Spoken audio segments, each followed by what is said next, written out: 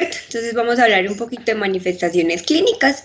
Dentro de las manifestaciones clínicas tenemos dos tipos de intoxicaciones a los que vamos a llamar intoxicación aguda e intoxicación crónica. ¿Qué vamos a encontrar en las intoxicaciones agudas? Contamos entonces un claro toxidromio adrenérgico. ¿Qué quiere decir esto? Que el paciente va a estar taquicárdico, taquipneico, que va a tener elevada la temperatura, que va a estar en un estado de agitación, que puede tener temblor, ¿cierto? Y es una intoxicación aguda que es muy parecida al de la cocaína, sin embargo el de la cocaína dura mucho menos.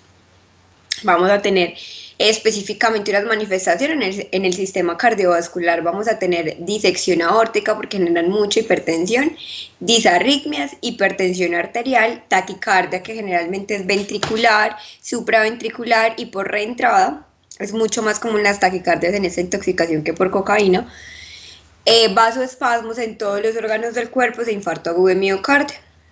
En el sistema nervioso central encontramos un paciente agitado, que tiene bruxismo, que tiene movimientos coreiformes, que tiene cefalea, euforia, hiperreflexia, hipertermia y convulsiones.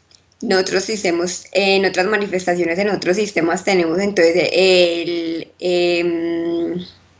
síndrome de dificultad respiratoria aguda del adulto, la colitis isquémica, rigidez muscular, la rhabdomiolisis que me puede llevar entonces a una insuficiencia renal aguda.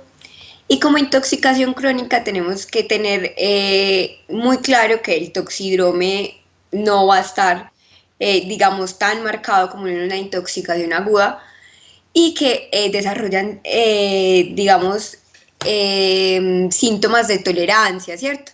Porque como yo depleto todos los depósitos de las catecolaminas, esta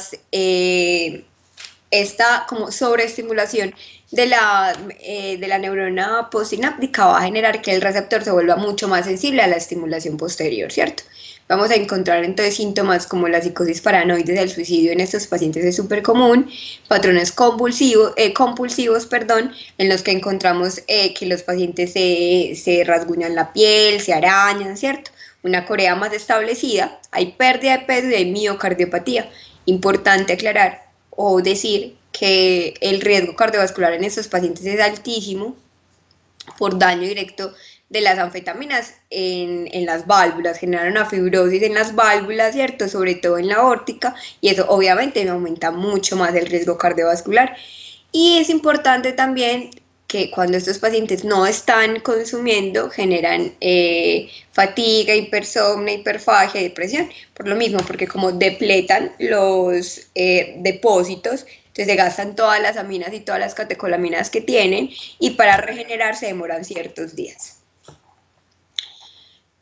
Como causa de muerte principal de estos pacientes, la hipertermia, la taquicardia ventricular y las hemorragias intracraneales, que sean intracerebrales, perdón, que sean sobre todo por la hipertensión. El diagnóstico se hace por medio de una historia clínica muy completa. La historia del consumo nos orienta mucho, obviamente el toxidrome en el examen físico también nos va a orientar demasiado, y hay unas pruebas rápidas de orina que pues indican el consumo. Sin embargo, la sensibilidad es únicamente a EVA, éxtasis y a las metanfetaminas, y no en todas partes está disponible. Es por eso que nos apoyamos de otros exámenes como la función renal, porque acordémonos que genera una insuficiencia renal aguda por la rhabdomiólisis. Los electrolitos es súper importante porque sobre todo el éxtasis genera un aumento de la hormona vasopresina, lo que me va a generar una hiponatremia adicional por el aumento de la temperatura, por el aumento de la temperatura de estos pacientes, va a hacer que tomen bastante agüita, entonces eso me genera mucha más hiponatremia. Hago CPK, EKG monitoreo constante, y si yo estoy sospechando de una hemorragia intracerebral, pues haría la TAC. Y por último, el diagnóstico diferencial, pues tenemos la intoxicación por cocaína, y no solo por cocaína, sino por muchos psicoestimulantes, por el resto de los psicoestimulantes, el síndrome serotoninérgico, la hipertermia maligna, el síndrome de abstinencia por etanol, opioides y benzodiazepinas, que encontramos un paciente que está ansioso, que puede tener temblor, sudoración, etcétera, ¿cierto? La tirotoxicosis, la infección del sistema nervioso central y sepsis. Bueno, muchachos, esta es la bibliografía, y en un momento nuestro compañero Víctor nos hablará entonces del tratamiento. Muchas gracias.